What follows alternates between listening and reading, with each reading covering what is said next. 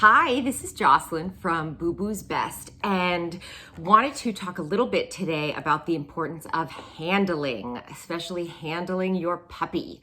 I feel like it's part of a video series called What Steve and I Did Wrong, because we just didn't understand. I think we didn't understand the importance of it. We didn't understand how important it was to be consistent with it, to keep doing it. Because we did go to a puppy class. None of this, the fault lies with them. We did, and they did mention and talk about handling. But like I said, we didn't understand how important it was to do it. So handling is different from, say, just cuddling and holding a puppy. So handling involves, anything. It's hard with him again because he doesn't like it. We didn't really do enough of it, but it involves, all the areas where you may have to groom or do maintenance and other things. So it involves ears, teeth, whole body, as in looking for a flea, looking for a tick, and paws. Possibly anal glands, if a lot of dogs wind up needing to have their anal glands expressed. So a lot of times that's something that owners don't do, but I don't know, I guess you get your dog used to touching their butt. I'm not sure about that one, but definitely the other ones. So, so as a puppy, and again, with Steve and I, we did it a few times and we were like, he's okay with it. He doesn't mind it. He's fine. And then we stopped. And especially because our Boo Boo is so, he's very anxious and he doesn't like being touched very much. So it's really difficult, if he has an injury, if he cuts himself, he's got a scrape, to try and look at it is it's an event. It's a whole big thing. And it's possible that he would have been like that anyway, but I think that had we done more handling when he was young, that he wouldn't now have we wouldn't have such a problem with it.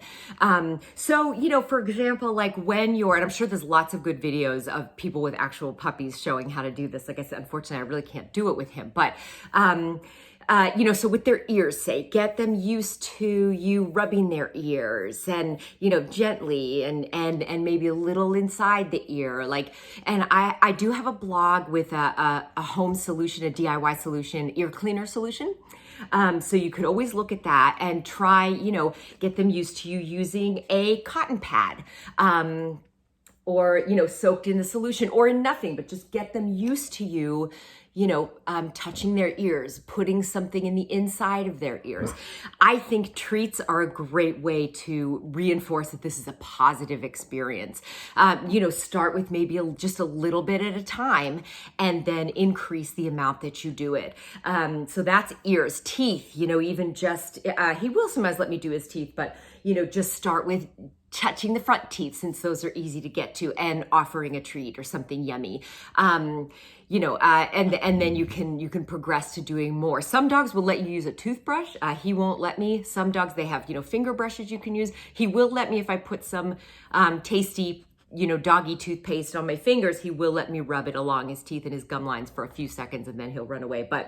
So, get your dog used to you putting, gently touching their teeth, and then progress to maybe going more into the mouth, again, just so that they're used to that. And then, petting is wonderful, but we certainly didn't do anything if you're looking for fleas, you're looking for a tick, something like that, where you're kind of just really brushing through the fur and kind of looking at their skin. If, get them used to you doing that. Again, lots of treats, and get them used to you doing it all over their body, including, their tail, should you need to look along the tail. This is just something we didn't do, and we really should have. Paws are the same.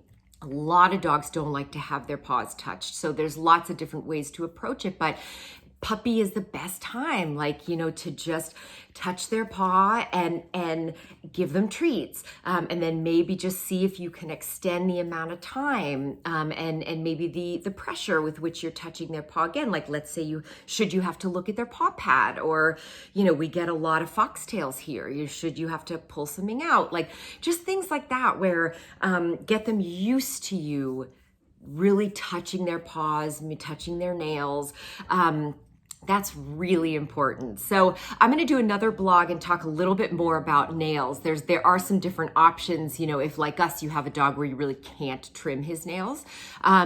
So I'll talk about that more, but that's just kind of a general thought on the importance of handling your puppy.